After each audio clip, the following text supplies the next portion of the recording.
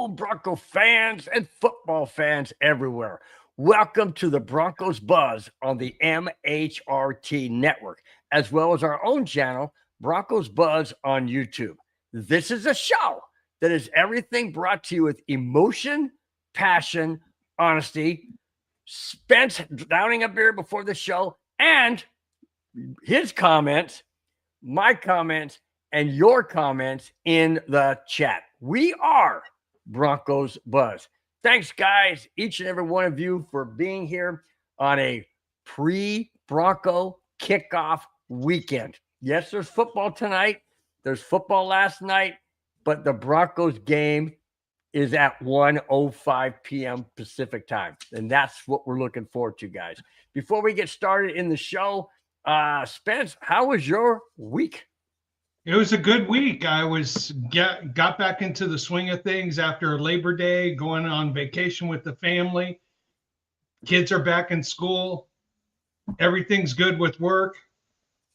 Wife is all over my case, having me running around the house seconds before the show started. So all's back to normal. Yeah, no doubt, man. No doubt. Yeah, it's been hot. Have you had humidity where you are? We've had tremendous amount of humidity. And Southern California it's not normal. Yeah, this is supposed to be the last weekend of the high heat. Always from August 1st until the middle of September here in California, we kind of go on this huge dome of high pressure, humidity, hot weather. I'm just like, you know what? Grab another Kona, have another beer, just be patient because better weather is coming. It was 104 out here today. Yeah, you know what? Gosh. Good time to have a beer or two and talk Broncos. There you go, my friend. Absolutely. Yeah, my week was good as well. I did get some news though. I have to cover up my name, but jury summons. So I gotta call that in on Saturday, Sunday, whatever, and hopefully I don't have to go because I've done it before. It was enjoyable when I worked for the school district because I got paid every day I was there. I didn't care if I was there for a month or 6 months. It wouldn't matter. I would have gotten paid. Where I'm at now at the golf course, not so much. But anyways, that's a whole different story. No big deal. All right. Let's get to the chat real quick before we jump into the show.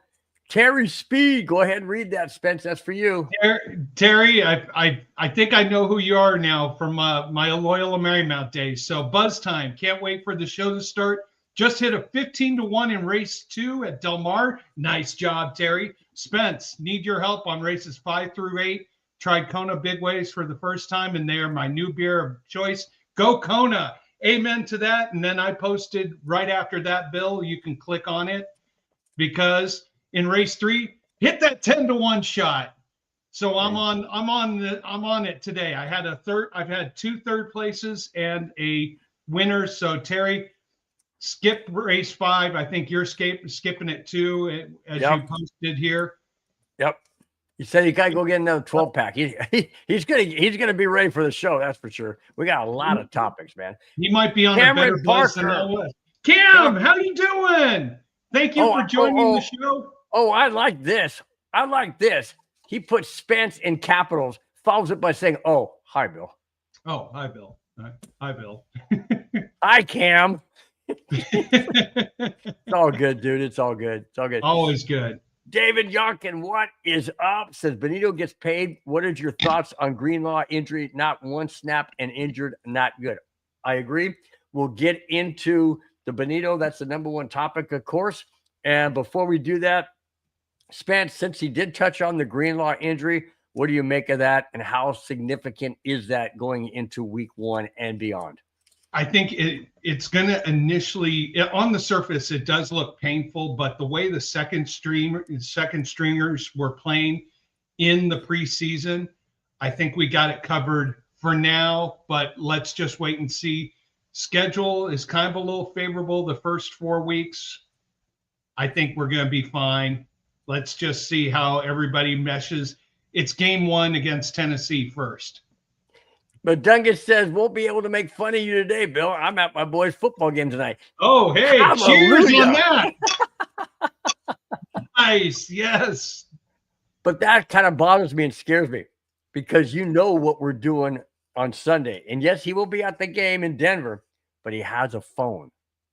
No, you want to know something? Madungus is setting us up. He's got his laptop, and at halftime of his son's game, he's going to jump in here with some comments. It's coming. Oh, it's coming. He just did the perfect volleyball set, a 4 on the outside. Boom. That's it, man. Before that, David Youngkin said, I never had jury duty. I always said I hated everybody. Maybe that's what I should say. Maybe I should go in there. Do you have any issues why you should be here? Yeah, I hate everybody.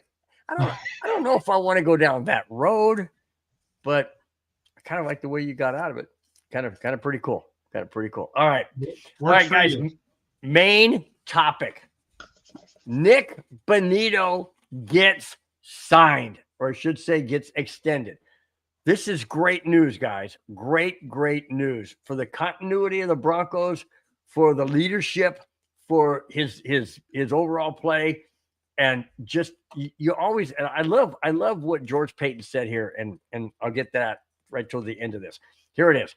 The Denver Broncos and linebacker Nik Bonitto have agreed on a contract extension.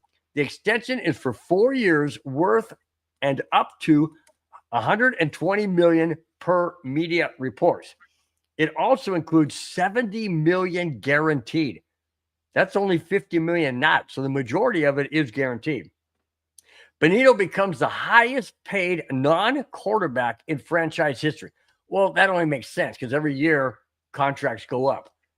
George Payton said regarding the extension of Nik Bonitto, he said, and I quote, "We like to take care of our own. He's a dynamic player, and we want him here for a very long time," end quote. Spence, what do you make of the Bonitto contract, and do you think it's worth it in the neighborhood of 25, 27 mil a year, whatever it comes out to? Do you think and feel he's worth that for the next 4 years going forward? And on the flip side of that, if injuries come into play, was that a bad extension? Okay, so let's go to the start of this. You and I had discussed this and said it'd be anywhere between 20 and 25 million could be a good value. Hey, he's slightly above that at 26.5. Let's give Madungus the credit. He said it would be between 25 and 30. Okay, Madungus, you got it right. He'll be doing this right now. Yeah, don't worry, I got your back. No, Madungus is doing this. He's double.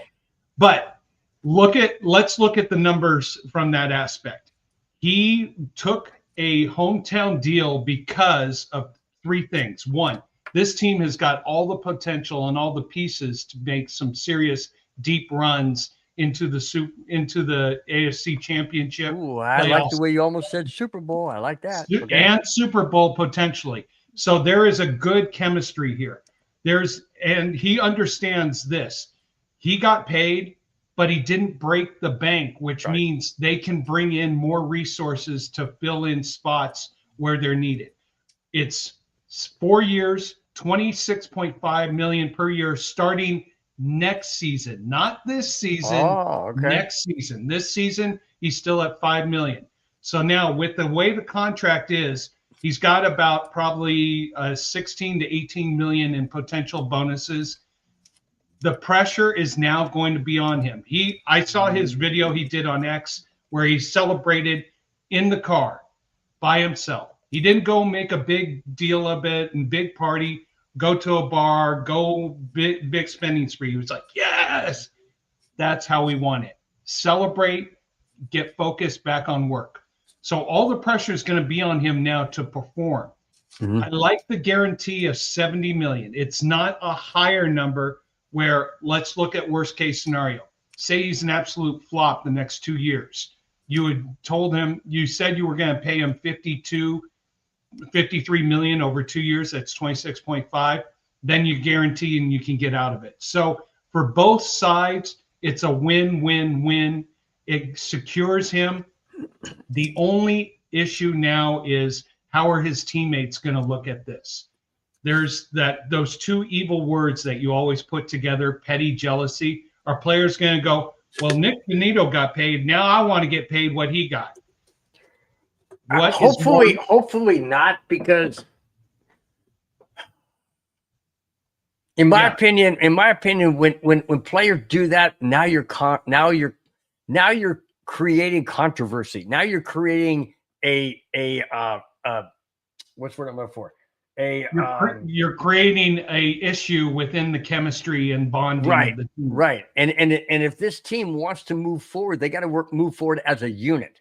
You can't move forward individually. This is a team sport. This isn't tennis. You can't move forward individually. And yes, Bonitto has earned every dollar, but he didn't try to break the bank, which is great, because he understands to build a legacy doesn't mean you get paid the highest dollar value today, right now. What Parsons did with Green Bay, he's going to put Green Bay in a very interesting fiscal position come 27, 28, 29.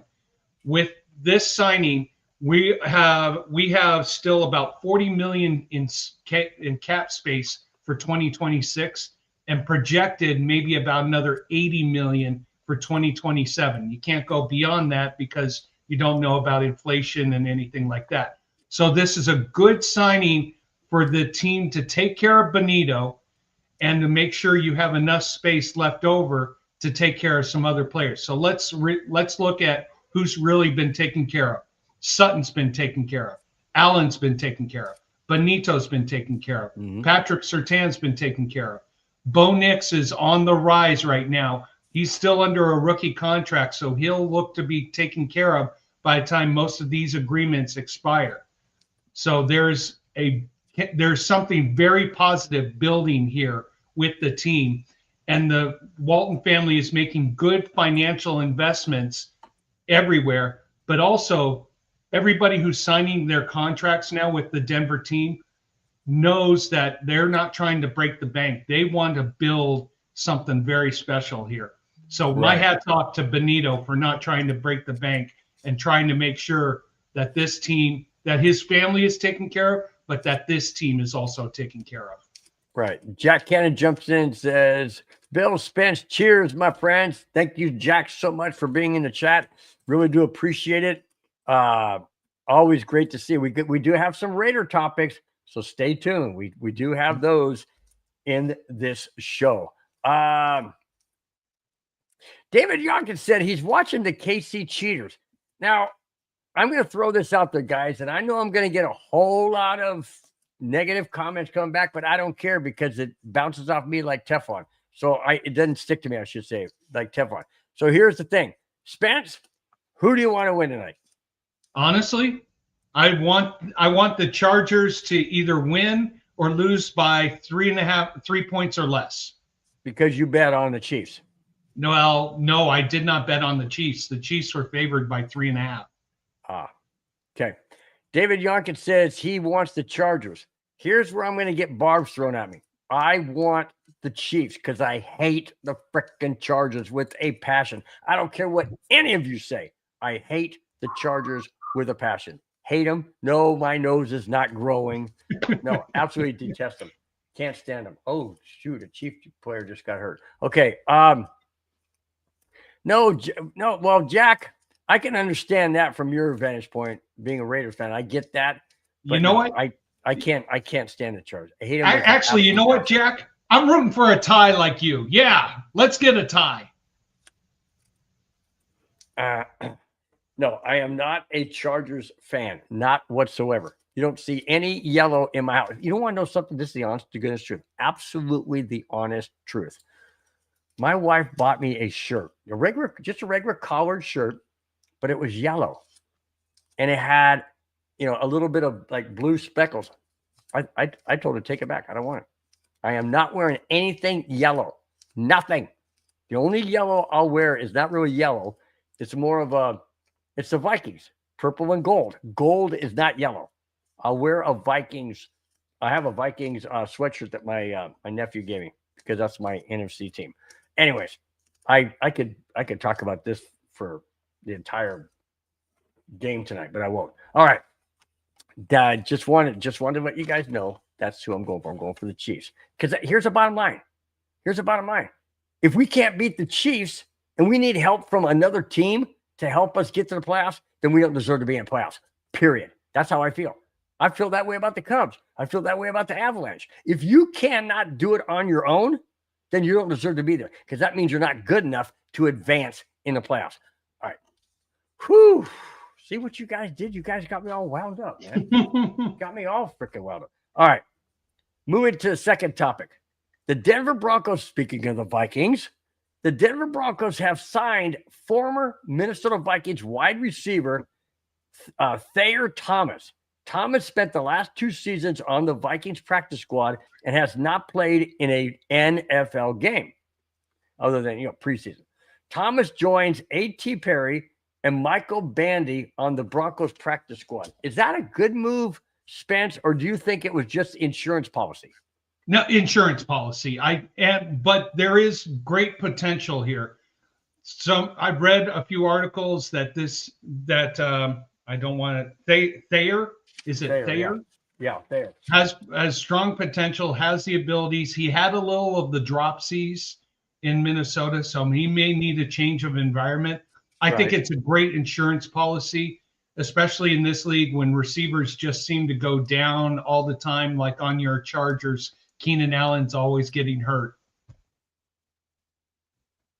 Oh my gosh. Yeah. Okay. No, it's a good insurance policy. You can't, you want, Minnesota had to make some very brutal choices when it came to their receiver core. So we're going to be the beneficiary of that. And hopefully he'll get a chance to get on the field. But I mean, look at our receiver core. I think we're stacked too. Oh man, are we ever? It's good to have quality. It's good to have quality backups at skilled positions. Right. I mean, and you can never predict or know if an injury is going to occur. Hopefully not, but you just never know. Absolutely never know. All right, Sean Payton, the Tennessee Titans are putting bulletin board material on the wall for the Broncos to take to heart come Sunday. Listen to this. Tennessee Titans defensive tackle Jeffrey Simmons, no relation to Justin Simmons that I know of, has taken a shot at Bo Nix, saying, and I quote, if Nick's first read isn't there, he's going to run. I say we take that first read away from him, which I know, big letters, I know our DBs are going to do a hell of a job on the back end, end quote. Really? Titans. Mm-hmm. You guys were 4-12 last year, or 4-13, or 5 or whatever last year. Really? You're going to shut down Bo Nix and expect him to just have a one read and then take off. Okay. That being said, this is what Sean Payton said in rebuttal. How you doing, buddy? What's going on, man? With my Chargers? I got a who? Problem with my Chargers? He's a Charger fan, Bill. I know he's watching the game. The Chargers are at the 10-yard line of the Chiefs. Oh, yeah. Yeah. You guys want to watch the game? Anyways. All right, you go play. Oh, touchdown right here. No, they just missed it. Okay. Peyton followed it up by saying this. Peyton followed with this remark, and I quote, I would disagree that he's just a one-read quarterback. Now, this is where I have a little issue with this, and I'm still quoting. Now, is he confident in his movement and run skills? Yes, and we'll get a chance to see that on Sunday, end quote. Is he saying we'll get a chance to see if he's a one-read quarterback, or are we going to have a chance to see him run after a one-read quarterback move? I love how Sean's approach to this is. He was getting baited to say something, to give bulletin board material to Tennessee, and he took the high road. He took the, you know what? Let's wait and see what happens. Bo might do this, Bo might do that. We're going to come out and just play. And that the Denver Broncos, especially Bo Nix, have taken that bulletin board material and done this, and it's going to be like I'm looking at it coming out the Mile High Stadium. You want to know something? I think Tennessee's going to feel pain.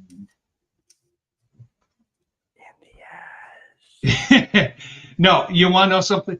I have to applaud the professionalism of Sean Payton here. He could have gone off, could have played the game, but he played it right. By the way, touchdown Chargers. Wait a minute. Where's that Bill? I can't play that Bill video. No, we ain't doing that. We ain't doing that. Who scored? Hey, D-Rock is in the house. He said Big Bill, follows up by saying sup, Spence. Sup, D-Rock. Love it. Yeah, let's say hi to there's a bunch of people here. Yeah. David Youngkin, are you saying that you're only 3'11", or are you saying that somebody's going to go 3'11"? 3'11". Wow. Clayton Huron is in the house. Says, oh, by the way, we're taking the division. Okay. So David Young could say he's actually 3-14. Oh, he's 3. Wouldn't that be 4-2?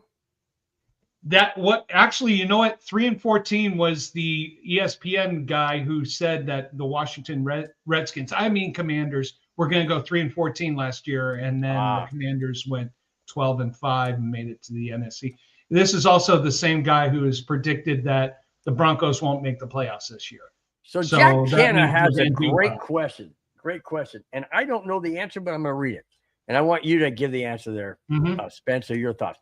How, in heaven's name, or how does Denver get to play the worst team in the NFL from last season to start off this coming season? Wow.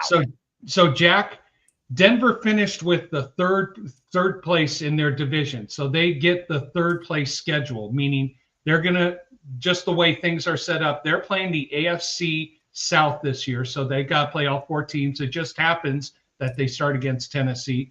They're going to play the NFC East, and then they play the AFC third place teams, which were Cincinnati, the Jets, as two of the other divisions. So yeah, we got a pretty favorable schedule, as your schedule is, Jack, since you finished at the bottom of the division. Guess who you play? You're going to play Tennessee too, but you also play the last place teams from the AFC North and the AFC East. So take advantage, Jack. Come on. Exactly. Speaking of Jack, he says, hit that like button. Absolutely. Clayton Huron follows that up with the like. David Youngkin has to post a score that makes me want to throw up. That's 7-0 Wagoners, because they jump on and jump off. So they're just a bunch of Wagoners. David Youngkin says, yes, I am 3-11 or 3-11. Big E Bronco. No. He said, let's go. Bill, go with it. There's a lot of people here who probably took the 3.5 points. So let's celebrate them. Okay. Well, Yeah. So Big E's probably got the Chargers plus 3.5. So, and besides, they're going up against the Swifties. I mean, we don't root for the Chargers except when they're playing the Swifties. I couldn't cheer for the Chargers if they were playing the freaking Russians. I couldn't. I hate to say, but it's true. But they never will, so I don't have to worry about it. Unless they're in the Olympics and we're all screwed. Amen. All right. We're going to go on to Kurt Warner. Has a little bit. No Bronco fans want the KC Cheaters to win. Exactly. Thank you, David. You said it right on, right perfect. Next topic, Bill. Okay, you don't understand, David. You don't understand the absolute total detest. Absolute detest I have for this team. You don't live in San Diego area. I moved out of San Diego for various reasons, San Diego County, for various reasons. But you guys have no idea the the Animosity. there you go. Animosity for people buying brand new freaking jerseys when they win, and when they go to playoffs, like, yeah, I've been a fan my whole life. No, you have not. Don't lie to me. Anyways, That's called a bandwagon. and I hate. That's why I call them the Wagoners. I hate them with a passion. There you go. Thanks a lot, David. I absolutely appreciate it. I hate the Chargers, but I hate the Chiefs more. Okay, I will agree with you there.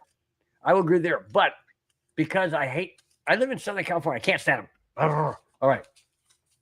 You know If I lived in Kansas City, I'd probably hate the Chiefs more. But then the Chiefs fans are loyal fans. They really are. Raider fans are loyal fans. I work with some guys at the golf course that are Raider fans.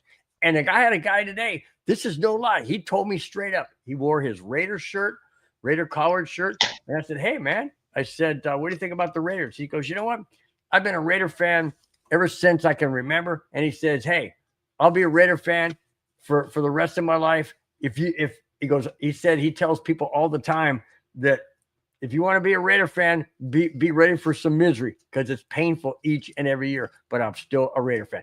That is a fan. You don't hear that from the Wagoners. Absolutely do not hear. Okay. I'll say this. Raider fans have a lot more integrity. They may be more emotional, but I give them significantly more integrity than Chief fans. Oh, absolutely. And Biggie, Bronco, yes, I'm sick of this too. Wait until we play them Christmas, and you'll see how much the NFL likes the Chiefs over everybody else. Let's see. Jack Kenneth says, nor do Raider fans, meaning what? Raider fans don't like Chiefs either. Okay. Go chart. Oh, no, forget that one. I ain't read that part. Bill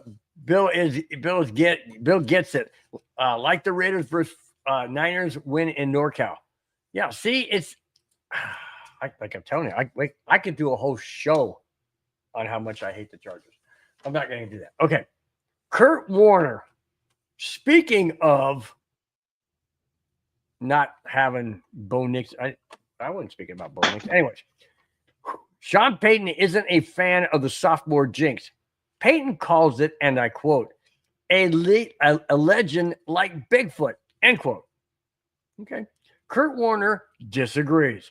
Warner said, and I quote, there's good players and coaches on the other side of the ball that say, let's take this away and let's see what they do from there.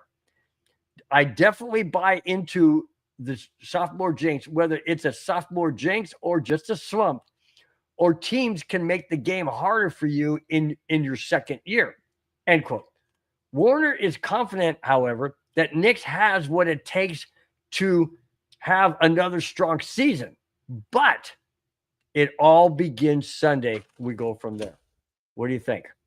You know, Kurt Warner, as someone who made a huge splash on the scene, he wasn't even supposed to be the starting quarterback for the Rams.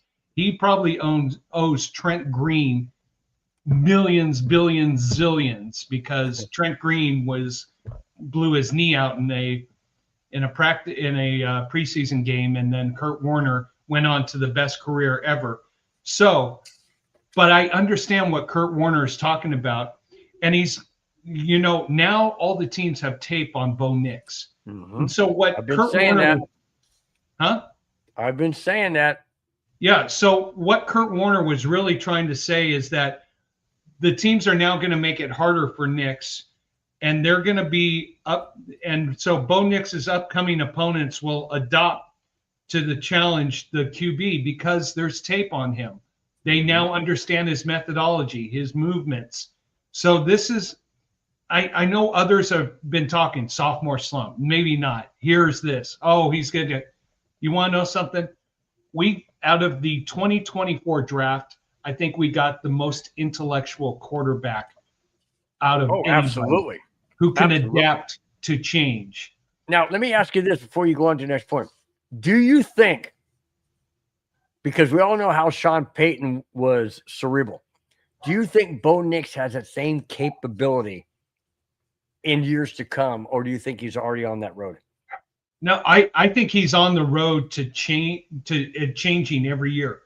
The good quarterbacks use their talent and their skills to help make them more mobile, more versatile, more adaptive to everything. And it looks like your Chargers are going to start at the 1 yard line. Oh, But you must be talking to somebody in the chat then. yeah, David's saying 2 3-and-outs for the chefs. So let's just say this. Bo Nix has the ability. I think Bo Nix is in the perfect situation for him. He's with a veteran Super Bowl champion coach who has got the experience of molding a quarterback into becoming a Hall of Famer. He did it once before in New Orleans. He's going to do it here in Denver. Bo Nix has to just be open to change, which he has shown that he's open to learning, open to change, open to adapting. There are going to be games where we're going to be sitting here. It's like, Bo Nix looked horrible, looked bad. Well, it's because defenses are adapting to what his skills are. So he's so is Kurt Warner correct? Yes. Okay. It's weird how Kurt Warner presented it. There was two thoughts of mine. People were like, "Oh, you're bashing on him. You're mean." What Kurt Warner was saying is teams are going to adapt to his skill now that they have knowledge about who he is and what he is. So Bo has to now adapt to the change that is coming. He cannot be the same quarterback he was in 2024. He has to become a different person in 2025. And after 2025, he has to be different in 2026. You have to be evolving and growing and becoming better. I hate to use this as a simile here, but Mahomes had a style coming out of Texas Tech, and every year he's grown and evolved and changed and become better and better and better.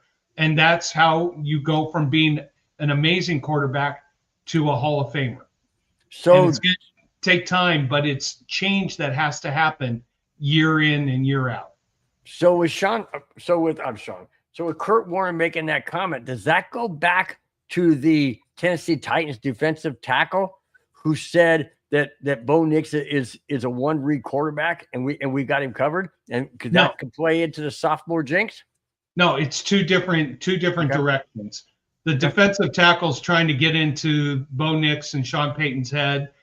Kurt Warner is giving a very sensible and rational and logical explanation of what the experience Bo's going to experience coming up this season and that adaptation that he has to make each game, each play, each quarter down the road.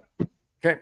Makes sense. Got it. Makes sense. That was for you, Cam. Hope you're doing good. All right. Okay. Well, David Yonkins says Bo Nix is not a one-read quarterback. I agree. He's not one read and react. I mean, there are people who have made he looks at one receiver and then no. He looks one of the greatest talents that Bo Nix has. He looks at one receiver. He's looking at one receiver, but his eyes are over here looking at another receiver. So he's got two receivers going at the same time, and he's got a third option he can quickly switch to if those don't happen, if he has to react. I mean, think about this. Back in the 80s and 90s, you probably had a good 4 seconds before the pass rush was on top of you. Nowadays, you probably got about 2 to 2.5 seconds before the pass rush is on top of you. True. Sorry, True. I'm drooling on myself here. That's okay. You've been winning at the pony, so I can understand. It's all good. Okay. Speaking of Jack Cannon's Raiders. The Raiders. I got two topics back to back of the Raiders. Here we go. The Los Angeles Raiders. Los Angeles. They used to be Los Angeles. Whoa. Okay, Jack. Hey. All right.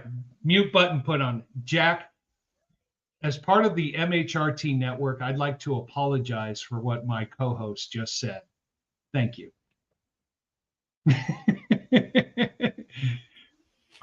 Oh my gosh, I can't believe I did that. All right. But they used to be LA. They were LA like twice, weren't they? They were They were Oakland. LA once. They were Oakland, LA, back to Oakland. Yeah, you're right. Once. Okay. Anyway, Las Vegas Raiders have signed former Broncos. See, you guys got me all screwed up. Have signed former Broncos quarterback Jeff Driscoll to their practice squad. Driscoll joins Geno Smith, Kenny Pickett, and rookie Cam Miller in the Raiders quarterback room. Driscoll is 32 years old. He has played for the, ready for this? He's played for the Texans, Bengals, Broncos, Lions, Browns, and Redskins. I mean Commanders.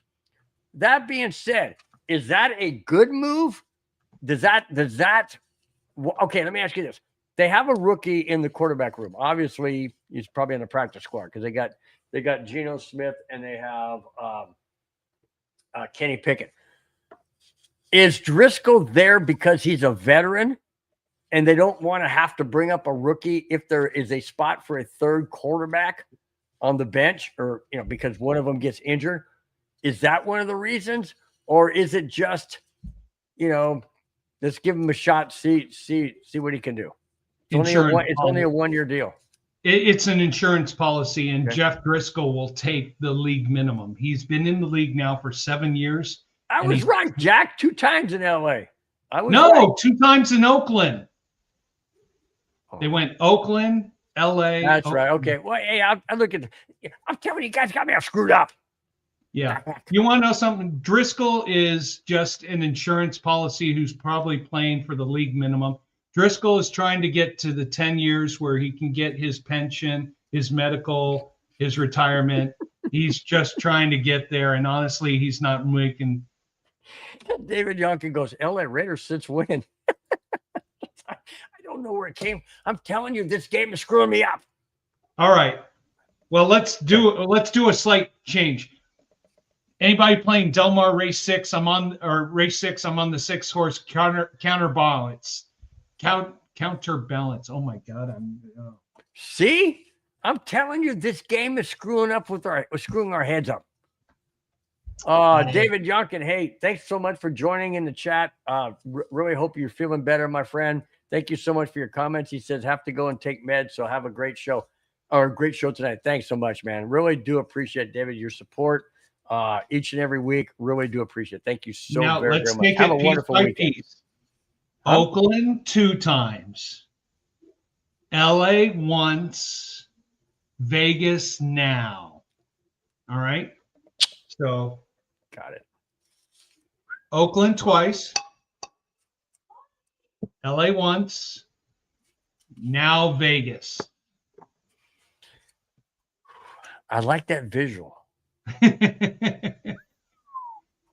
That's that's different, but I like it. Amen. Oh. Okay. We got the game on, so we know. I'm watching that piece of crap. I know. I'm watching the 6th race at Del Mar. But honestly, the Driscoll signing, it's just, if you can get someone at the league minimum to come on the team, it benefits you guys. It benefits the organization because they don't have to pay someone else. Benefits Driscoll because he gets another year to help get him to his 10 years, so he gets his pension, medical, and retirement benefits.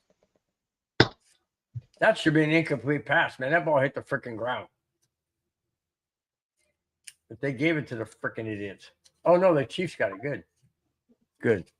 Good. Glad to hear it. Come on, KC. Yeah, you heard it from me. Come on, KC. You're going to hear it from me every time. Hey, I'm going to have a shirt made. I might even have a flag made that says my 2 favorite teams are the Denver Broncos and anybody who plays the stupid-ass Chargers. Where am I have on my flag? All right. Second Raider topic. Amari Cooper. This is crazy. Amari Cooper, who signed with the Raiders just a week and a half ago, is calling it a career. Cooper told the Raiders he no longer has the desire to play in the NFL and will retire. Cooper's 31 years old, said last week, returning to the Raiders who drafted me is a full circle moment. Well, that moment was very short-lived. Wait a minute. If he signed a week and a half ago, and he said a week ago that it feels like full circle, what do you think changed his mind? Do you think it was because he really didn't want to play with the Raiders? No offense, Jack. But what was it? Maybe he doesn't like, what's his freaking face? The head coach. Who's the head coach? Can't remember her name. Pete Carroll. Yeah, Pete Carroll. Oh, I like that one. There you go. Jack Hansen. I actually have a shirt that says the Niners. Yeah. Fudge Well, the Niners. So do you think maybe it's because he doesn't like Pete Carroll? You think maybe his body was just worn out? And I mean, he's 31 years old. He played for what, at least 11, 12 seasons? No, he's made his pension, so he gets a pension, and he gets his pension, he gets his retirement, he gets his medical. But and Jack beat me to it. He was going to be fourth on the depth chart. And you know what? If he's not number one or number two, and I think we had this topic a while ago when we brought on talked about Amari Cooper, and saying, once you're a number one, you think you're always a number one. You don't have that ability to be the team player. He wasn't the number one or even close to the number two. So he was going to be low. He wasn't going to be on the starting lineup, and he probably wasn't going to be getting that type of one or two with any other teams. He's already done his 10 years, so he gets his pension, call it a career, and move on. Right. Yeah, I mean, he was a great receiver, obviously. I played in the league quite a bit, but you're right. If you're have that attitude of giving the ball 99.9% of the time, no, that's just not a team player. But I wish him all the best in retirement. Obviously, he's played the 10 years that he needs to get that full pension. So, hey, and hopefully he still has his health. I mean, these guys take a beating each and every week, man. They really do. I mean, we look at it and we see these guys take these hard hits and then they bounce right back up. But they got to be hurt. They got to be hurt. Yeah. And you know what? Hey, he had a great career, did amazing with the Raiders, did amazing with Dallas, tried to help Buffalo. You know what? Enough is enough. Take care of your family. You got your pension. Move on. And yeah, as I said before, signing Amari Cooper kind of for the Raiders didn't make sense because they already had a 1. They already had a 2. Amari Cooper has that attitude and the persona. Does that help the Raiders building chemistry to take the next step with someone who's 11 years in the league who thinks he's still the number 1 receiver in the NFL? No. Right. But we move on. I wanted to find it. I wanted to show you guys this picture if I can find it. I don't think I can find it. Anyways, I would go on to the next topic, but if I can find it real quick, I'd like to bring it up because, here it is. This is, I did find it. So this is the next topic. This is freaking crazy. And I want you guys to comment in the chat as to what you think. Some people think it's fun. Some people think it's funny. Some people think it's disgusting. Some people say it's the wrong thing to show because especially because young kids watch football. All right. So let me get to the topic and then I'll bring that picture in. All right, here it is. Nike is taking some extreme hit after introducing a Buffalo Bills t-shirt with an ill-advised graphic. The Bills shirt features the phrase or letters B-L-O with snow on the top. But the term is thought to have a very different connotation from what was intended. One commenter wrote, and I quote, "Nothing like having the word blow on a shirt covered in blow. Good job, Nike," end quote. Here is that picture. Yeah, I'll tell you right now. Buffalo has been through. But it's okay. Real quick. It's supposed to be below, as in below temperature. That's not the way it's coming out. No. And whoever, I'm going to tell you right now, whoever designed this at Nike didn't take it to the Bills Mafia. I have a coworker who's part of the Bills Mafia who has said she is going to throw everything she has Nike away into the garbage. Wow. Buffalo has been through enough pain and enough suffering. They went to 4 straight Super Bowls and could not win, with probably the best team in the 90s not to be anointed the team of the 90s. Not going to say who the team was, but whatever. But to come out with a shirt and a saying like this, be low, I mean, that is not positive. That is not supportive. That is basically a connotative. Like if I saw that, I was like, be low. I'm thinking lower than whatever it is.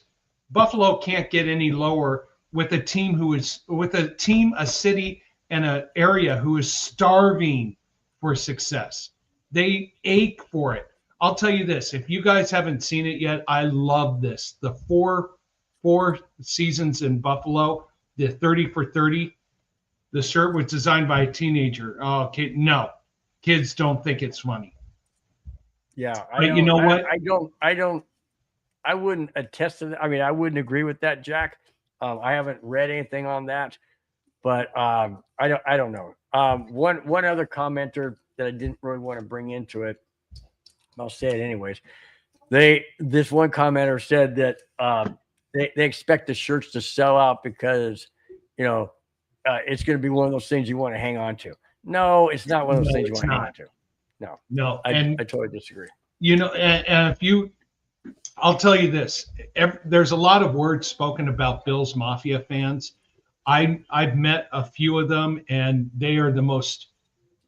They're wonderful. They're starving and they're hungry for a championship, but not one of them liked this T-shirt at all. And my friend who I work with set me up with a few of their text messages, and all of them had derogatory things to say about it. Can the NFL get involved in this? I'm just wondering if the NFL could say, "Hey, you know what? You can't do that. We don't want people wearing that in our stadiums." I don't know. No, they cannot, because you did not use any NFL official logos. Well, wait a minute. On the shirt, it does have the Buffalo Bills logo right here. It was? I didn't see it. Do you have that? Yes, I will bring that back up again. Let me quickly bring that back up. I did not see the Buffalo's. Yes, the Buffalo Bills logo is on logo. There. Doggone it! Come on.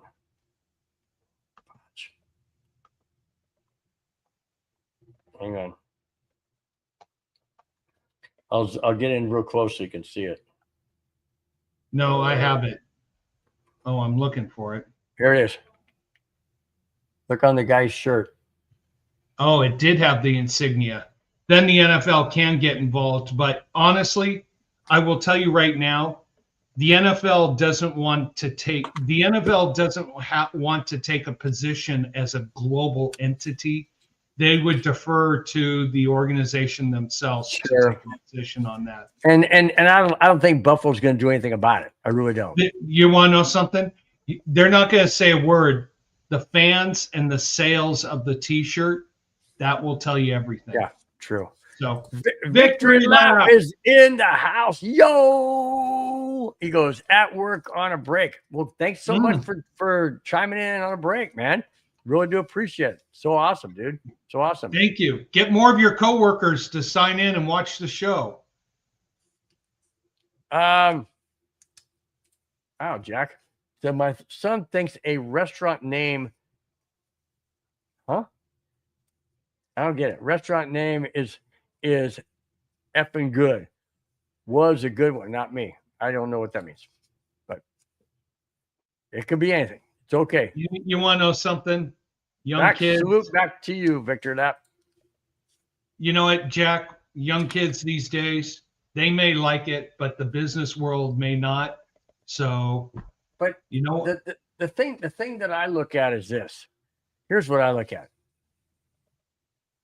Whether they meant it to be a word of below freezing or, with the snow quote, snow Yeah. on top, I get that. But you're sending a mixed message to kids. And we don't want our kids or anybody to be on that type of drug. We just don't, Ooh, Victor Lapp says 30-6. We'll get into that. I have my own thoughts at the end. But I see where Nike was trying to come from. Spence is right about what? Hey, you want to know something, Jack? Can you teach my wife how to say that? I celebrate when someone says that, but if someone could ever teach my wife to say that, I pay you my life savings. But you understand what I'm saying? I know what they were trying to do, but it came out wrong. Put it that way. You want to know something? If I understand what they're trying to hit, they think they're colorful and everything, but they did not take the right approach. Sure. To marketing, to understanding the Bills culture. There was probably someone at Nike who was like, yeah, I did this and I did that. Or someone's like, hey, Dad, this will make someone at Nike is going to roll for this. If you ever want to do something I'll throw it out to you guys. If you ever wanted to design a logo or a T-shirt for the Buffalo Bills, where would you go first? Probably you would think of something, create it, and then you'd find someone who's part of the Bills Mafia or a Bills fan and say, what do you think? I think the people at Nike left that step out. Yeah, I would agree. I would totally agree. Okay.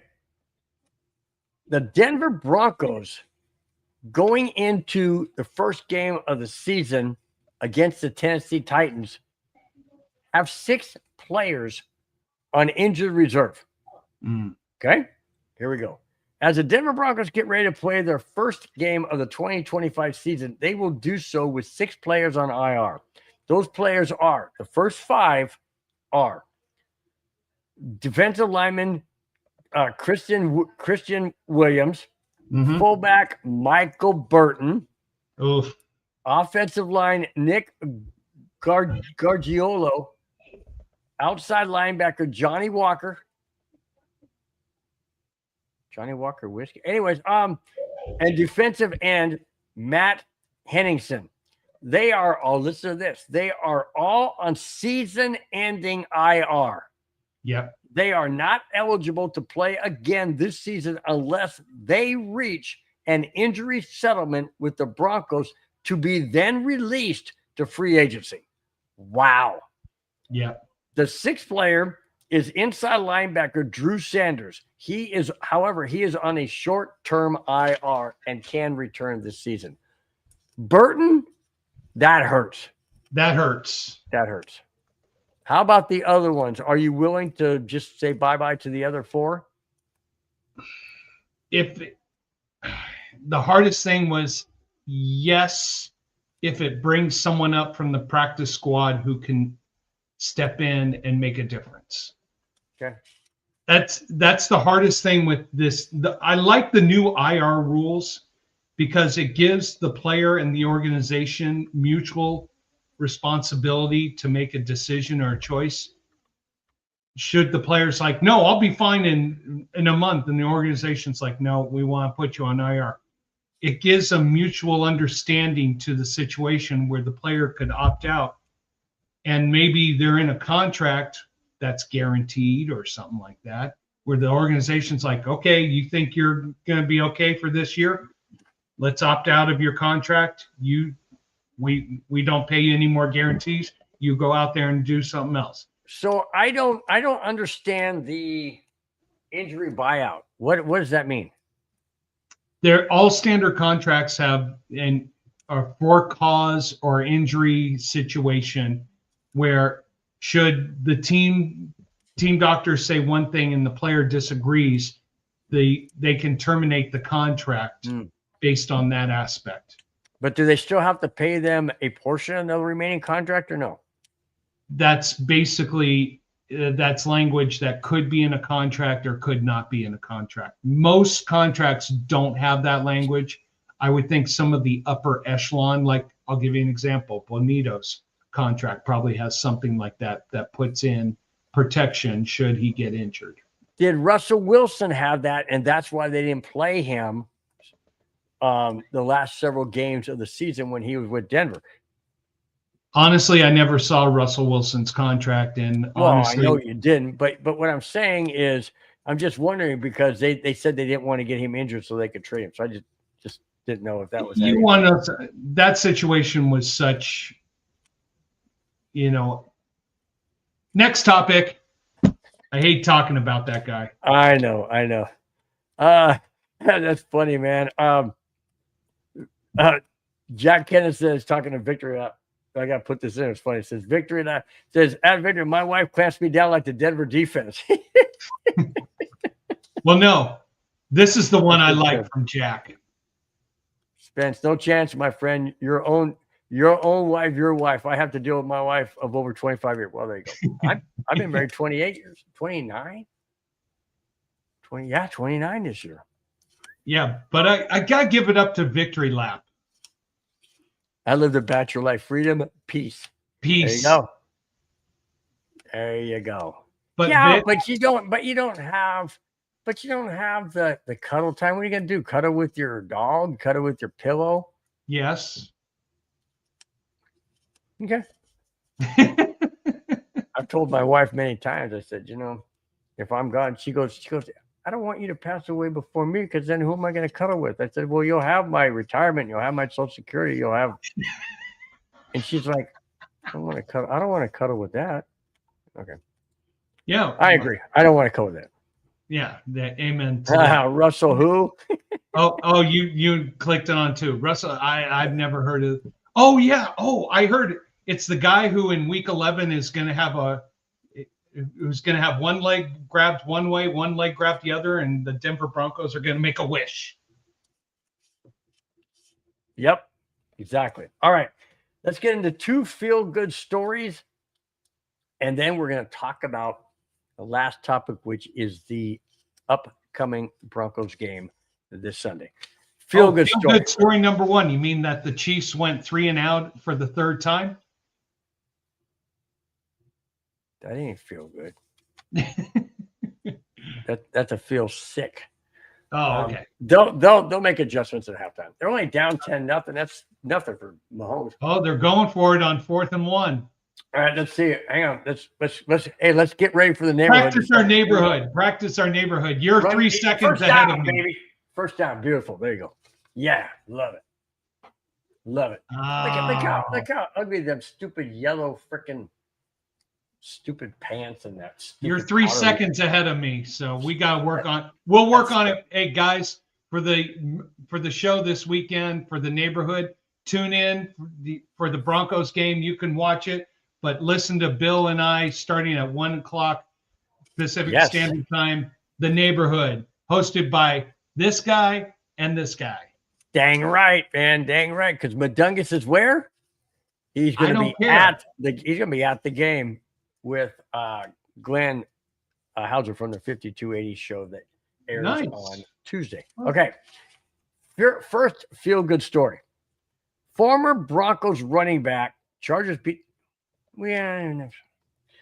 Former Broncos running back, Super Bowl MVP, and Hall of Famer Terrell Davis surprised his former high school, Lincoln High in San Diego, to welcome the football team back to their home field. Why?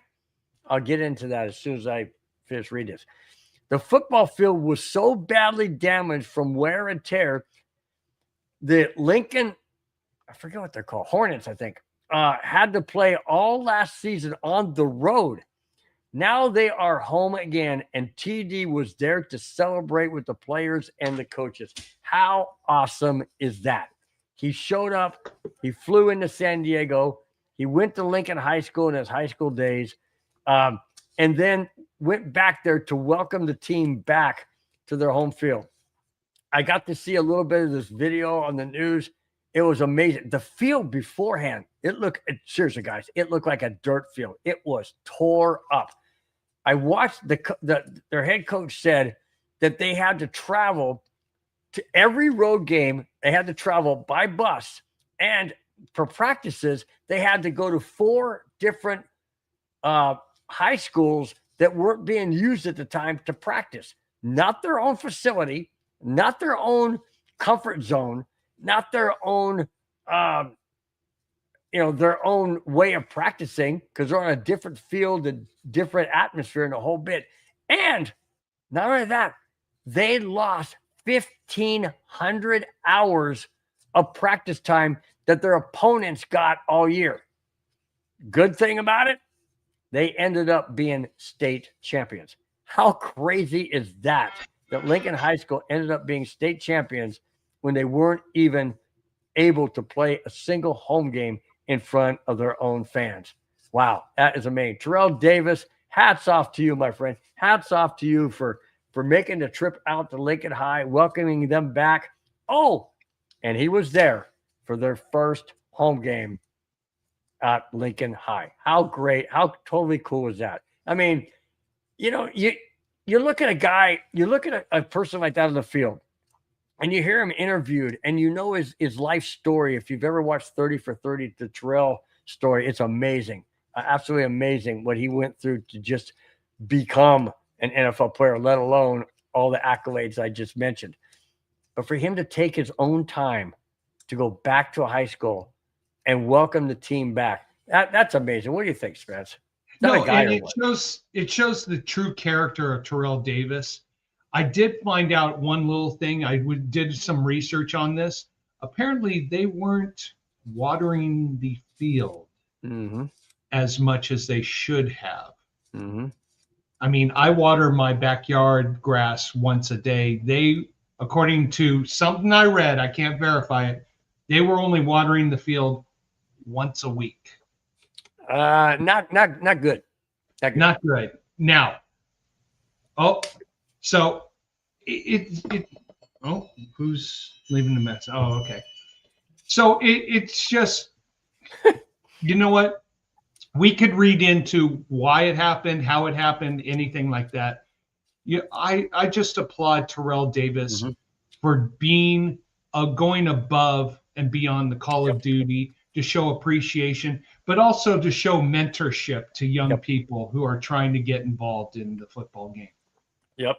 I'm going to, I think I got a picture of him with some of his, some of the fans, I believe, if I can get to it. If not, then I'm not going to worry about it. I thought I had it.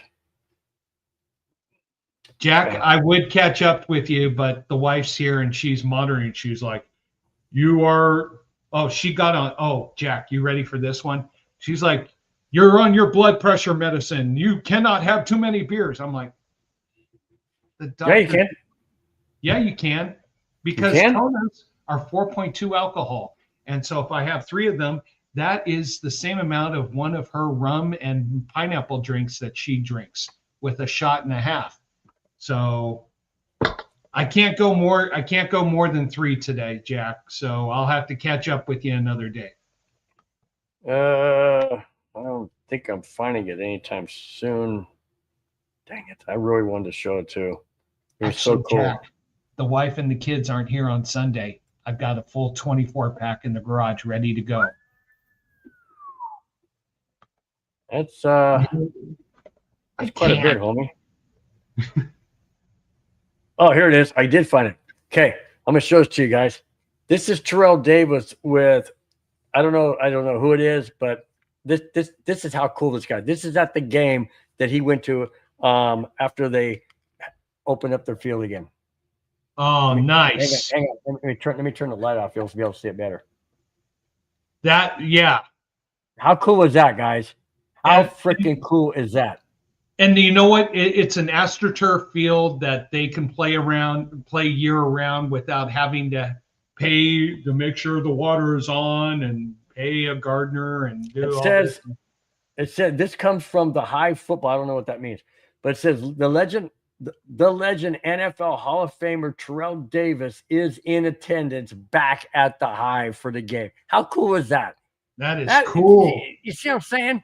I mean, the guy is down to earth. He appreciates. He gives back. That I had to put that in there because when I saw that, I said, "Oh my gosh, Terrell Davis is my favorite ever all-time running back. My favorite ever running back." No, what I appreciate about Terrell Davis is Thanks, Jack. He is Jack both says very cool. He is both got the competitive spirit on the field, but the humanitarian effort off the field. And that's what we want from our professional athletes, to be humanitarians both on the field and off the field. I totally agree. And you know what? I'm not going to mention names, but I've run into celebrity golf tournaments and stuff like that. I've run into players where you want to ask, if I could take a picture with you, and they just blow you off and say, nope, not interested. If I'm wearing a Bronco jersey, like, nope. I do have to tell you one thing though, is one of the coolest guys ever, and he passed away years ago. Deacon Jones, so cool. He was in a golf cart. And I walked up to him. He's in a golf cart. I walked up. I got my Bronco jersey on. I walked up to him and I said, Mr. Davis, Mr. Jones. I was thinking Terrell Davis. Mr. Jones, I said, it would be an honor and pleasure if I could get a picture taken with you. Is that possible? Looks at me like this and he goes, son, come here. I went, uh-oh. That dude's a big dude, right? He goes, son, come here. I said, yes, sir. Yes, sir. He says, you see these knees? These knees, I'm not going to get up and take a picture. So if you want a picture, you need to come and sit down in the cart with me, and I'll be glad to get a picture with you. That was so cool. So down to earth, such a nice guy, really great down to earth guy, and that's what we need more in sports. People like Terrell Davis, people like Deacon Jones are just down to earth, love the sport and love to give back. I just thought that was so cool. I'll never forget that. You know what? The problem is you get athletes who have two different mentalities. One who cares about the community, who cares about where he came from and where he is now, and the other athlete who cares about the money he's making and how much partying he can do to live it up now, and who cares about the future. Right. And that's the great conflict we have in sports. You know. Yep. Oh, speaking of Jack Kenneth says, what a great experience, Bill. Jack, I got a Raider experience. You're not gonna believe this. So years ago, when the Broncos were playing the Washington Redskins, Redskins, because they played the Redskins in the Super Bowl in San Diego. A buddy of mine and I crashed the party. This is no joke. I dressed up. We dressed up in Bronco. So this is the absolute truth. Dressed up in Bronco gear. Went to a place in San Diego called Seaport Village. It's still there. They have the Hyatt. They call it the Twin Hyatt hotels. And in between there's this big open courtyard. Anyways, make a long story short, ESPN was there. It was Saturday, the day before the game. Blah blah. Anyways, my buddy and I walked over there, wanted to see what all the commotion was. I didn't think I was going to get in, and this one gate was open, and we kind of I poked my head in like this, and one of the people in there said, "Come on in. You can come on in." I said, "Do I need to go to the front gate or anything?" And he said, no, just come on in. We welcome all people from Denver. I looked at my buddy and said, shut the hell up. Don't say a dang thing. Let me talk. Right? So my sister at the time, my oldest sister at the time, was living in Littleton, Colorado. So I used her address as where I was from. So they said, oh, where are you from? I said, I'm from Littleton, Colorado. I didn't use her actual address. I said, Littleton, Colorado. I said, oh, hey, welcome. Dude, we got free food. Free freaking beer. Oh my gosh. And this will date me, of course, obviously. But that was 1987, I believe it was, the Super Bowl, 86, 87. Anyways, all of a sudden, Bob Hope and his entourage show up. And all the cops were there. I said, we got to get the heck out of here. So we left the hotel. We went back out to the courtyard. All of a sudden, ESPN comes up. One guy from ESPN comes up to me, taps me on the shoulder. He goes, hey. He goes, hey, would you do a little verbal thing with these Redskin fans over here? Go back and forth. We want to put this on there at the end of our show tonight. I'm like, sure. So I was married to my first wife at the time, and that's anyways. So I'll get into that at the end. But anyway, so check this out. So we're going back and forth, and I'm like, Broncos, I'm like, Redskins, I'm like, Broncos. We're like, face, Broncos, Redskins, Broncos. And then afterwards, we hugged and shook hands and everything, and ESPN goes, cut. It was done, right? I went home and I recorded that. My wife was so pissed off at me that my then wife was so pissed off at me that she pulled out the VCR. Remember those old VCRs? Oh she my pulled God. out the VCR tape and ripped it to shreds. Oh. And we're no longer married, but that wasn't. Can we find it on YouTube anywhere? I have no idea, dude. But I even called up ESPN. Like, they said, yeah, but you have to purchase the entire show. And at that time in 87 or whatever, it was going to cost me like $250. And I'm like, no. Nah. But dude, that was a fun freaking time. I'll never forget that. Never forget that. It was absolutely amazing. I actually crashed the Super Bowl party. Green Bay Packer game versus Raiders with Brett Favre threw 5 TDs versus Raiders. I went to the bar and Cliff Branch, number 21 Hall of Famer, introduced himself. I was so starstruck. Bought me a beer. There you go, Jack. Way to go. See, Good things story. like that are so cool, man. Things like that are so cool. But I was going to get to Jack about the Raider thing. So we're at this hotel, right? During this whole ESPN crashing the ESPN Super Bowl party. So we're going up. I wanted to see the hotel. I wanted to just walk around. So we go up this escalator and we're, people are all, hi, how you doing? High five and everybody at home. I get up into this hallway and it's like this open hallway area. And here comes walking this big dude with a freaking drop dead gorgeous girl in his arm, walking towards me. And he gets past me and I went, I think I've seen that guy somewhere before. Holy crap. Is that I forget his name. He was a quarterback for the Raiders. Not George Blanda,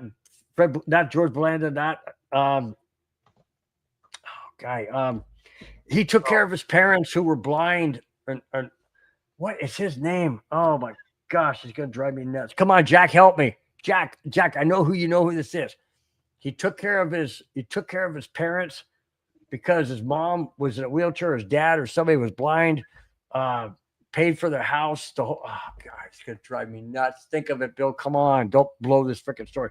Anyways, I turned around and I went, excuse me, are you, I can't think of his name. Are you, Jesus, gonna drive me nuts. Jack, please help me. Jack, you gotta help me. Jack, come to the rescue. Hang on. I'll get it right now. Okay, Google. Who was the quarterback of the Raiders in the 1985 season? Jim Plunkett. There you go. Thanks, Jack. Okay, so I turn around. I go, excuse me, are you Jim Plunkett? He turns around and he goes, yes, I am. I said, oh my gosh, I'm wearing Bronco stuff. I said, oh my gosh. I said, Mr. Plunkett, it would be an absolute honor if I could just shake your hand. I mean, I didn't have my camera or nothing with me. And dude, he shook my hand. I thought it was going to freaking break. The guy's hands were enormously huge. And I said, oh, thank you so much, man. I said, what you do for your mom and dad is absolutely an incredible a gesture. I think it's fantastic that you do that. And he said, looks at me, he goes, thanks a lot. I really appreciate that, man. He goes, have a wonderful game tomorrow. And I enjoy, no, he goes, have a wonderful game and enjoy it. And have a wonderful day and enjoy the game tomorrow. And I said, thank you so much, man. I said, I think the world of you for what you've done. He goes, you know what? You got that bag right there? Because we bought some stuff. He goes, you got that bag right there? I said, yeah. He goes, let me autograph that. So he autographs my bag, Jim Plunkett, on there. And he says, good luck on there. I said, oh, crap, dude. And then he walks away and he goes, oh, excuse me. Do you know where the press room is? And I'm like, I'm sorry. I'm just visiting. And I really don't. I totally apologize. I don't know. He goes, that's okay. Have a great day. That was such a cool moment, man. Such a cool moment. And then we had to get the heck out of there because Bob Hope and the full freaking entourage police were there. So we had to get the heck out of there. But that was all before the whole ESPN video. So, but yeah, that was a great, cool moment, man. Cool moment of Jim Plunkett. What a great guy. What a great, but that dude is huge, man. I couldn't believe how tall he is. Yeah. Yeah. Great stories, man. Great memories, great stories. But see, that's how we get on these topics, because we talk about, great, storylines like Terrell Davis that just goes into a whole different line. But yeah, great stuff. All right. The second great, or I should feel good story is this. The defending and reigning best defensive player in the NFL, Pat Surtain, will be wearing a special version of the NFL shield on the neck of his jersey. Like right here where they have the NFL shield. Yep. In this season 2025. It will be a gold shield signifying he's the best. Also wearing the special version of the shield are MVP Josh Allen, Offensive Player of the Year Saquon Barkley, Offensive Rookie of the Year Jaden Daniels, and Defensive Player of the Year Jared Verse. How cool is that? That when he puts on that jersey and he sees that gold logo, or that gold what do they call it? Shield, that he knows he earned it and he's the best of the best. How cool is that? No, and you want to know something? Week 1, it's cool. It's awesome. It's great. After that, you want to know something? I would not focus, look at it, think about it, or care, because there's a goal at the end of this season, and it's not Player of the Year. It's not more awards. It's one big trophy that you get to hold for winning the last game of the year. This is a great personal and singular award and moment. I'm happy for him, but you know what? Take one game, appreciate it, and then the rest of the season, help your team make it to the Super Bowl and get over the mountain. I think Pat Surtain might be looking at it in a different way. He may be looking at it saying, okay, I achieved this once. Now I'm going to go and see if I can't go back to back. I'm going to try and be much better than I was last year. That got me to this point. I'm going to look at this thing and be remembered that, hey, I earned this. Now I want to get it back again. Yeah, but that's an individualistic attitude. Yeah, but if he can put his emotions on a team that's not succeeding, players take that attitude. This is a team that is building chemistry and camaraderie together. So I would say this: if he doesn't win this year, but the team makes it to the AFC Championship or the Super Bowl or even wins it all, great. Individual awards are wonderful. Team accomplishments fulfill a legacy. What if he takes that energy and puts it on steroids, and the team gets the playoffs, goes deep in the playoffs, and gets the Super Bowl? Now you've got the best of both worlds. If he gets the best of both worlds, great. But his individual awards should not be part of his focus. The team accomplishments need to be there, need to succeed, need to be above individual awards. And that's what we're seeing with the culture of this team. It's not the individual accomplishments, it's the team succession. It's the team making bigger steps. And that's what Sean Payton had in New Orleans, and that's why he's trying to accomplish here. And the way everybody in the media who understands Denver and understands the Broncos are talking, I mean, I saw a show last night where these ESPN prognosticators were like, okay, who we're going to make this and da. Buffalo has got a very easy schedule. I understand why they all made them number 1 seeds. One person went out of bounds, out of the ordinary, and said the Broncos are going to win the division. Smart guy, very, very smart guy. I don't know. Watching the Chiefs tonight, they look like crap. To tell you the truth, they really. Hey, you want to know something? Jack, everybody here, we all know what's going to happen. The Chiefs look bad now. the referees will help them in the second half. All right. Jack has asked this question. And he says that he wants to know also our answers and the chat's thoughts on his question. The question is, Bill and Spence, how do you rate this defense currently of the Broncos versus the Broncos defense overall in years past? I will Go be ahead. frank and no, I'll be honest with you, Jack. I'm not going to answer that question right now because on paper, just paper, we look amazing. I want to see how this team performs. So you want to know something? Let me answer that question after this season because on paper, we look amazing. We look great. We look comparable to the Orange Crush, if not better. But we haven't seen this team play a full game yet together, or a full quarter of a season or half a season. I will answer that question at the end of the season. Jack, I will answer that question now. Reason why I'll answer that now is last year we were arguably one of the top 5 defenses, if not the top 3 defense of last year. We've improved our defense by the players we picked up from the 49ers. I know on paper, I get it, but we didn't lose any key players on defense. We added key players on defense. That being said, we also by the critics out there are saying this Bronco defense looks like, if not the very best, above the Eagles. They're 1 and 1A. Okay. Now, answering your question, comparing that to the 2015 Denver Bronco defense, I can't say that right now, but I will say this. They are extremely close. Extremely close. I mean, you got Pat Surtain, shutdown corner. You had Champ Bailey, a shutdown corner on that defense. You have the guy we just got in the draft, was it Barton? A corner. Okay. They say he's not a carbon copy of PS2, but very close and can be similar. That would be like, who do we have in 2015? That would be like, well, we had Simmons. Champ Bailey. Champ Bailey was on one side, but I can't remember who was on the other side. But we also had Simmons as a safety. And we also had Von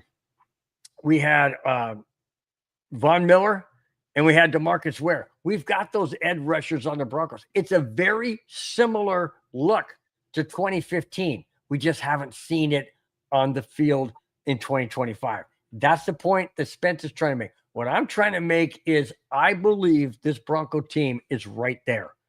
Look at what they did in preseason. That was with backups primarily. That was with backups. I get it. But if the backups can do that, if the number ones can do what the backups did and then some, oh, yeah, baby. Oh, yeah. Oh, yeah. It's going to be very, very close to the Orange Crush defense of the 70s. And it's going to be very, very close to the 2015 Broncos team that won the Super Bowl. Absolutely. No doubt in my mind. All right. And I'll tell you the game that's the game that's really going to show how this defense is performing or gelling is going to probably be on September 29th against the Bengals at home, because the Bengals have a prolific offense. So how is a incredible offense going to do against an incredible defense? That is the game that may start to answer your question. What about the Eagles? We play them later on, but that is the first. Yeah, that is the first road speed bump. Right, even though I predicted we would probably lose to the Chargers because we don't play that well in SoFi Stadium, I want to see how we're going to do at home against the Bengals. All right, guys. I normally say the last 2 topics, but I wanted to just put the feel-good stories together. This is the last topic. Oh, look underneath my name. It says, are you ready for Broncos football? Here it is. Broncos Titans preview. I already showed you my score. So if you guys saw that, if you did not, well, you'll hear it at the end. Broncos, Titans. Broncos are favored by 6.5, if I'm not mistaken. Might have got up. Went up 7.5, 8.5, 7.5. Okay. 7.5 as we speak. 7.5 point favorites at home. We already got the bulletin board material from the defensive tackle who says that Bo Nix is a one-read quarterback. That's bulletin board material. The Broncos, I have to bring this up. The Broncos in the last 7 home openers are 1-6. 1-6 in their last home opener. Of course, we're going back to quarterbacks who were pathetic. I get that. 1-6 in home openers.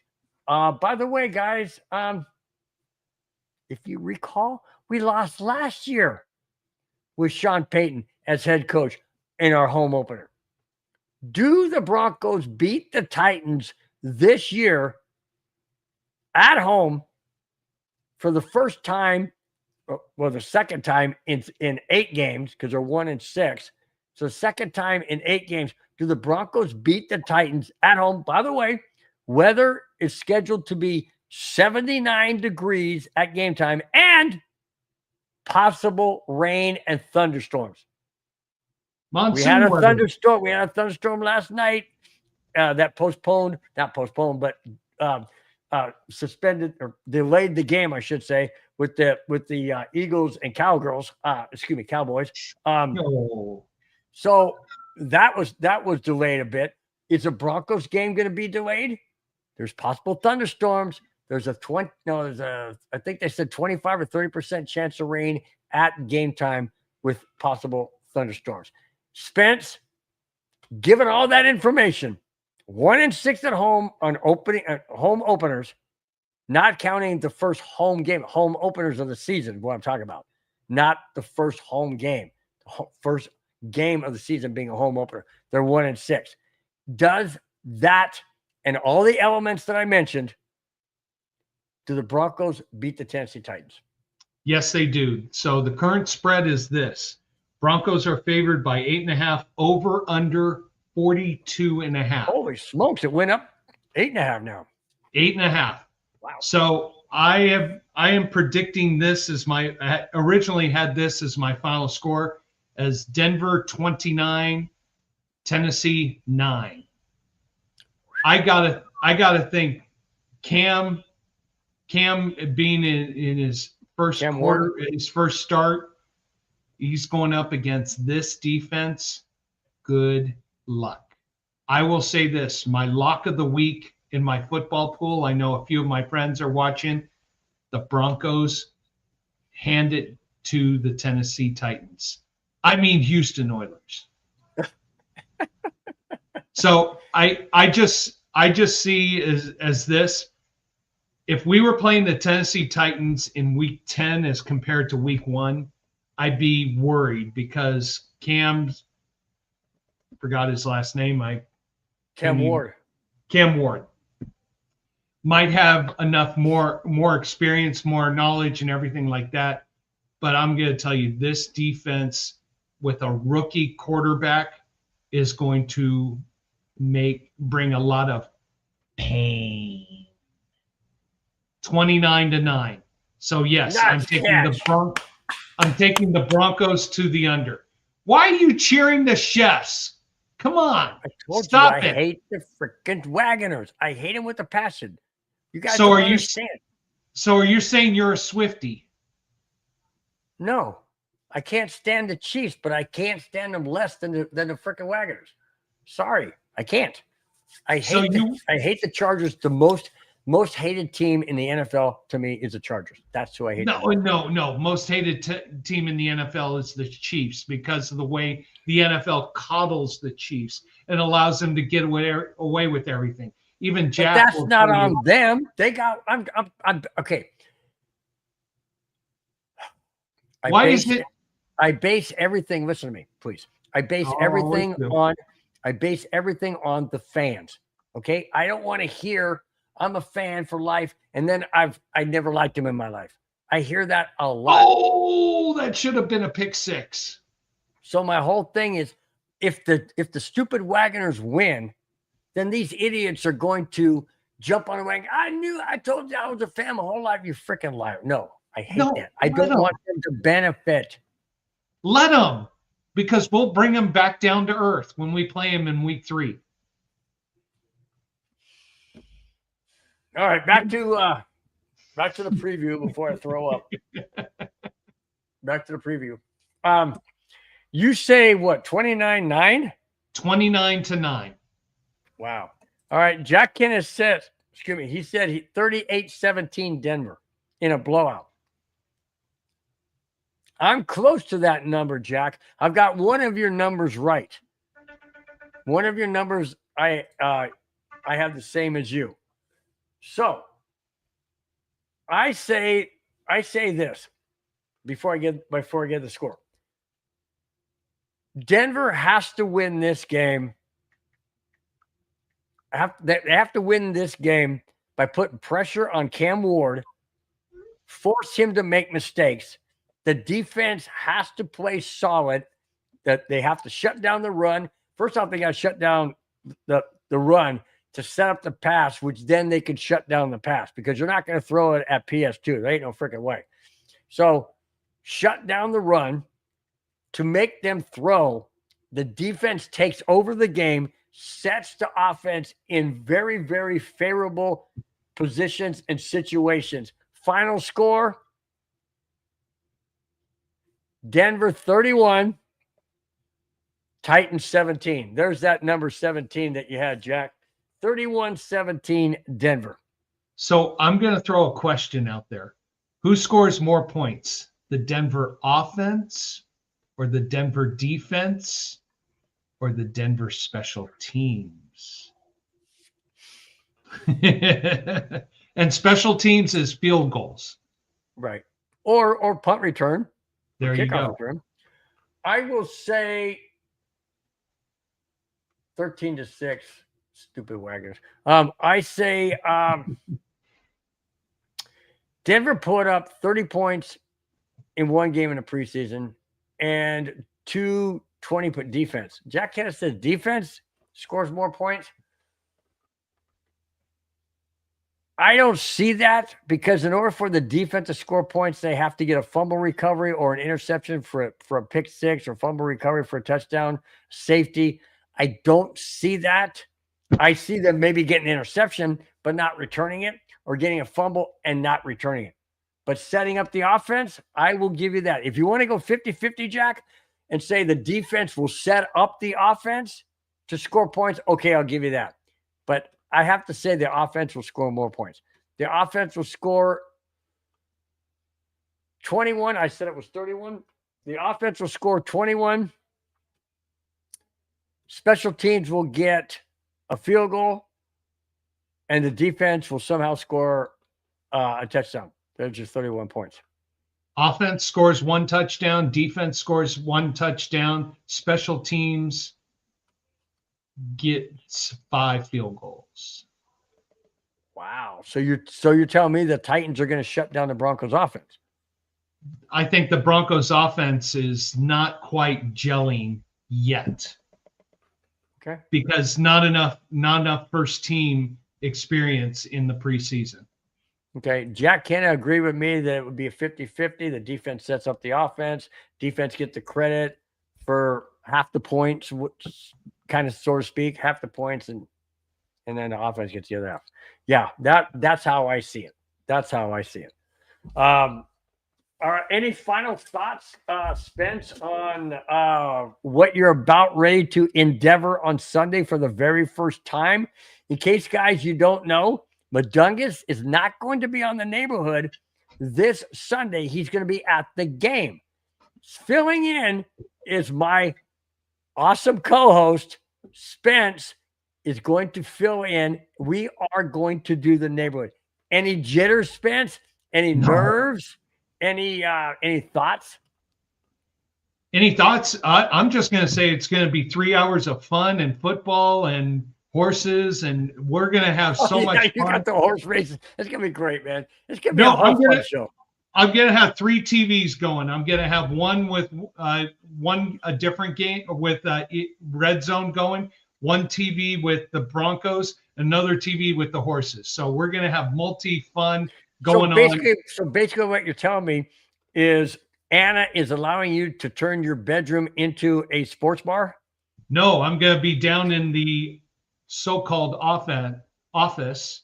Oh, really? With You're 3 gonna TVs. be remotely in a different part of the house? I'm going to be in a different part of the house, allegedly.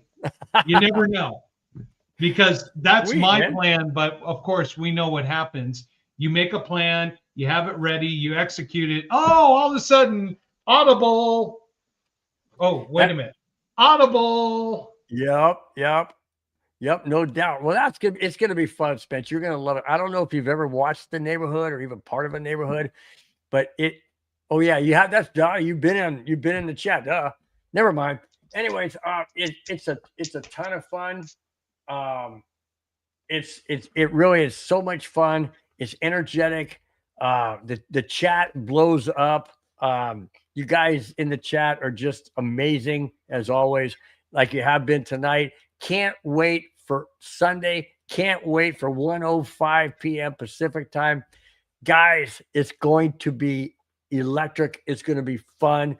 Spence is going to be off the rails. I know he's going to try and calm me down from time to time, but that's a job that not even Madungus can do at times. So I just go off like I did tonight, kind of thing. And I can say this: all the Raider fans will be watching our game because they have a 10 o'clock game in New England, which, Jack, I am taking them in my football pool. I think you guys go to New England and beat the Patriots. Absolutely.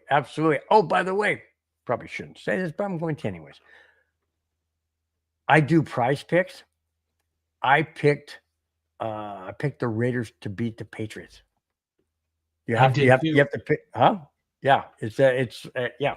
So I got some Raider players on there and prize picks and all that. So it's gonna be a lot of fun, guys. Sunday is going to be a ton of fun.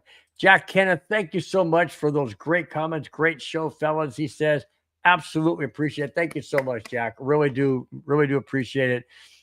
I have to say one thing to Jack. Jack, being a Raiders fan and watching this show, you have no idea how much that means to us, because you being such a great Raider fan and all that, but giving us love and support and comments like you do, absolutely, words can't even express the gratitude that both Kona, Spence, and I have. Absolutely do appreciate it. Thanks so much, man. Hats off to you, my friend. Hats off to you. Got to meet you one day, man. Got to meet you one day. That'd be so great. No, you know what I'd like to do, and we'll discuss one day. I'd like to get Jack on this show. Mm-hmm.